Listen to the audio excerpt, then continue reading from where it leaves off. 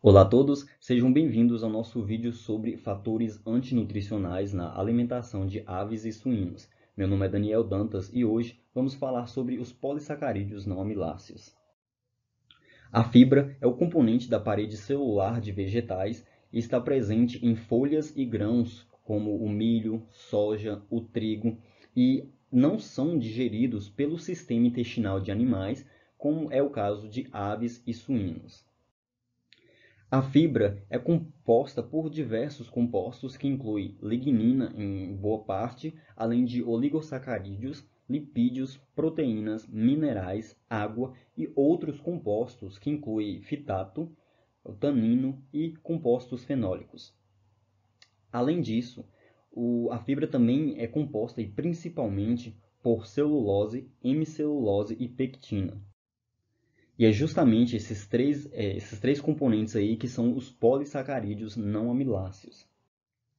Também chamado de PNAs, o que seriam os polissacarídeos não amiláceos? Como o próprio nome já sugere, os polissacarídeos são formados então por diversos sacarídeos ligados entre si, e esses polissacarídeos eles não possuem uma composição parecida com o amido, então acaba tendo essa composição aí diferente com o que ocorre com os amidos, tá? E também com componentes parecidos, por isso não amiláceos, não apenas o amido, mas compostos que se comportam aí como amidos.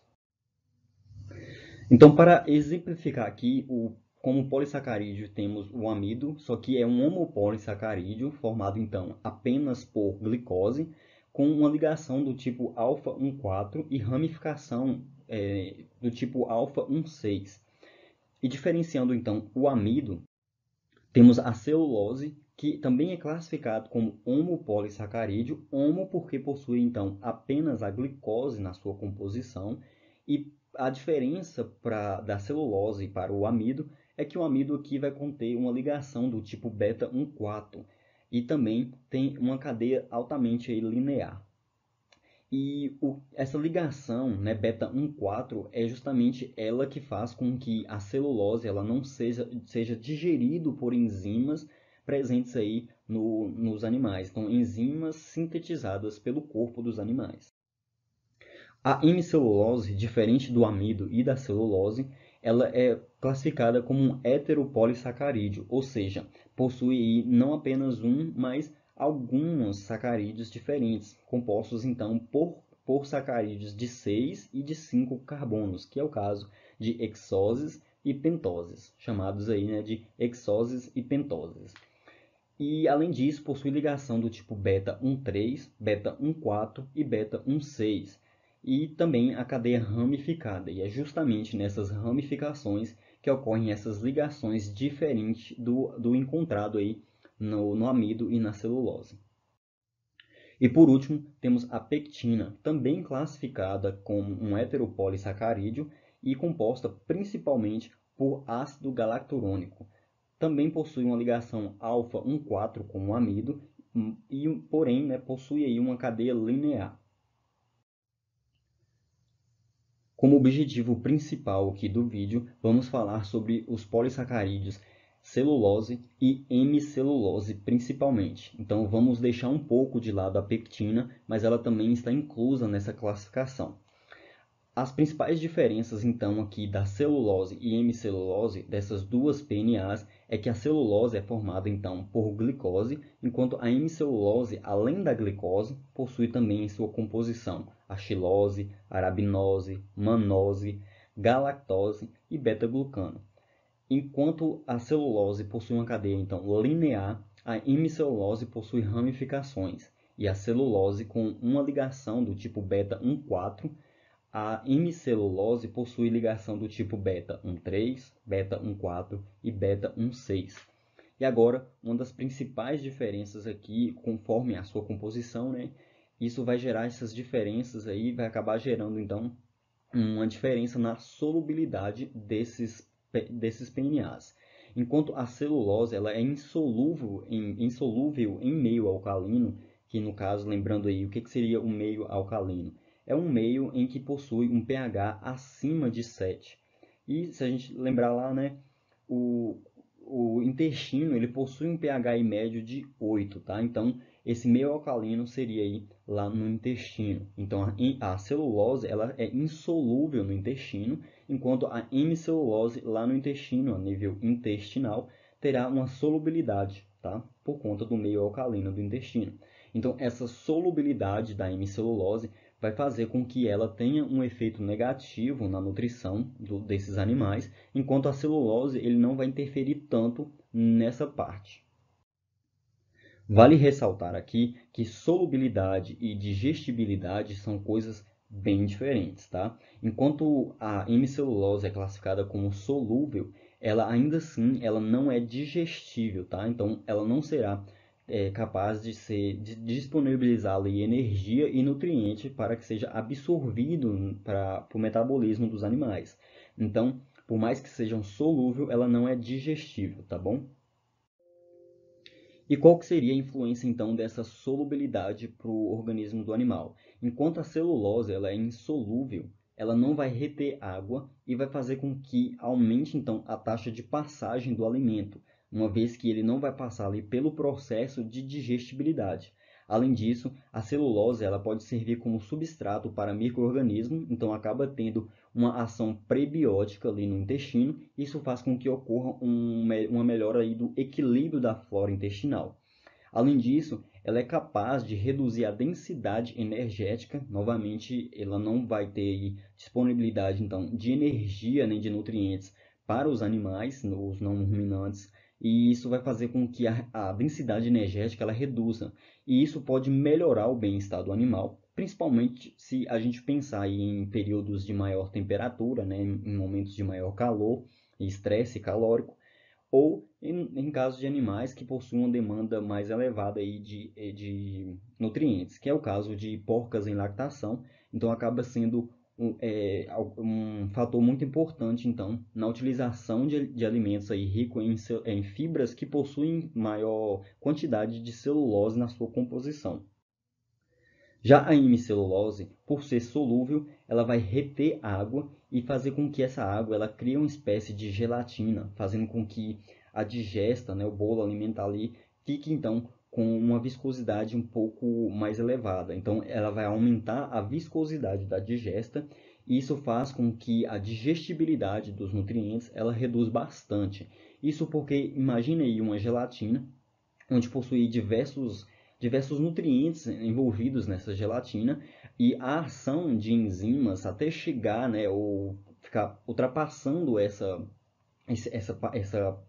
viscosidade um pouco maior acaba sendo um pouco dificultada, tá? Então as enzimas ela têm dificuldade de acessar então os nutrientes e isso faz com que a digestibilidade desses nutrientes acaba reduzindo bastante, tá? Além disso, ela reduz a taxa de passagem e também, né, como ocorre um maior volume então dessa digesta, o animal ele vai ter ali então essa digesta por mais tempo no trato gastrointestinal, além também de encher mais esse animal, fazendo com que ele tenha uma sensação ali de satisfação quanto à comida e ele vai acabar ingerindo menos ração, o que pode então refletir lá no ganho de peso desses animais.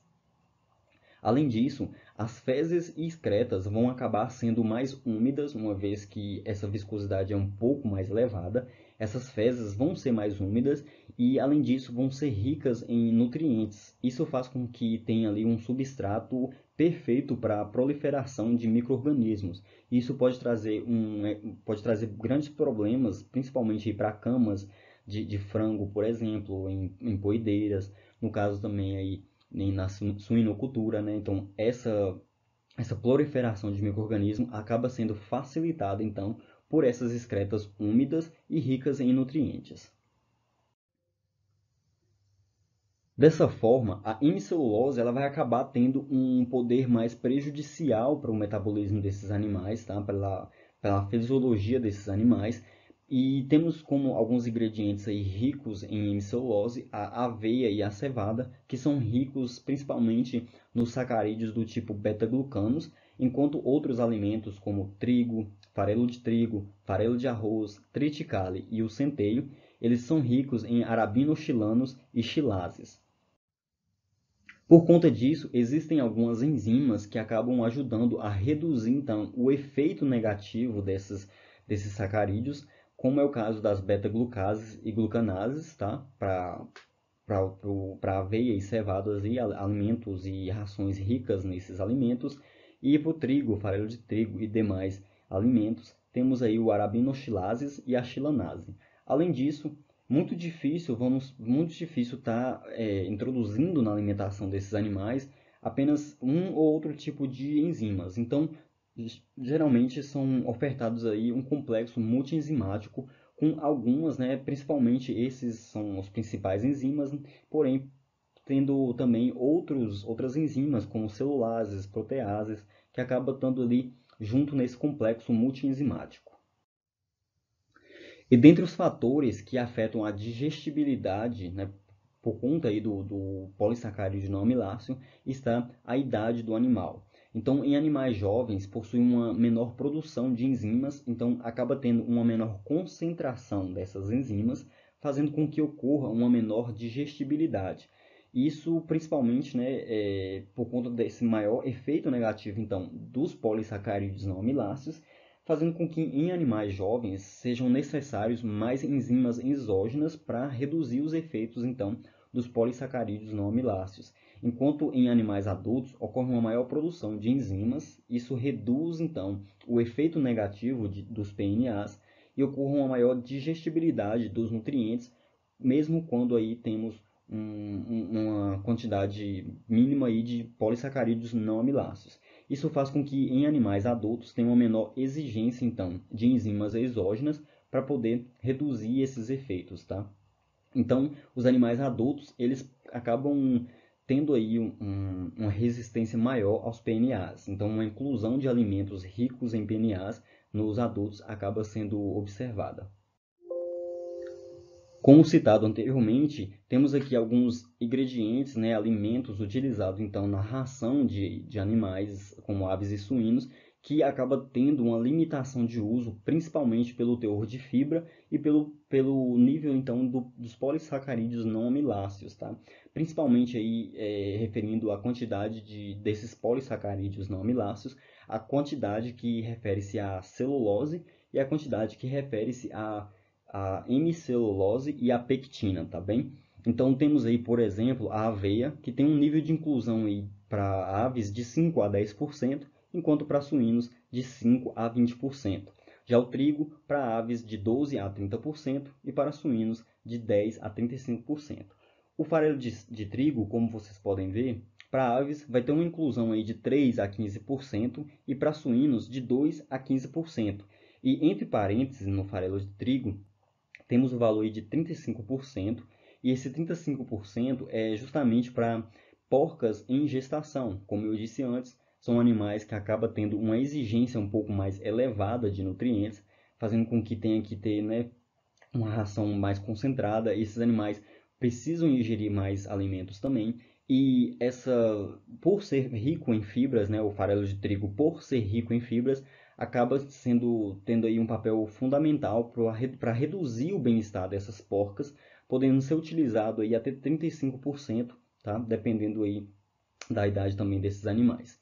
Além disso, temos o farelo de arroz, o triticale e a cevada. Não vamos falar aqui valores por valores, tá? Mas é só para vocês verem como exemplo que cada um desses alimentos aí, eles possuem essas limitações, principalmente aí por conta dos polissacarídeos não amiláceos. Esse foi o nosso vídeo de hoje, espero que vocês tenham gostado e se gostou, clique no botão gostei, que isso vai ajudar bastante a gente, além de se inscrever para não ficar de fora dos próximos vídeos relacionados aí aos fatores antinutricionais e outros temas também relacionados à produção animal. Até o próximo vídeo.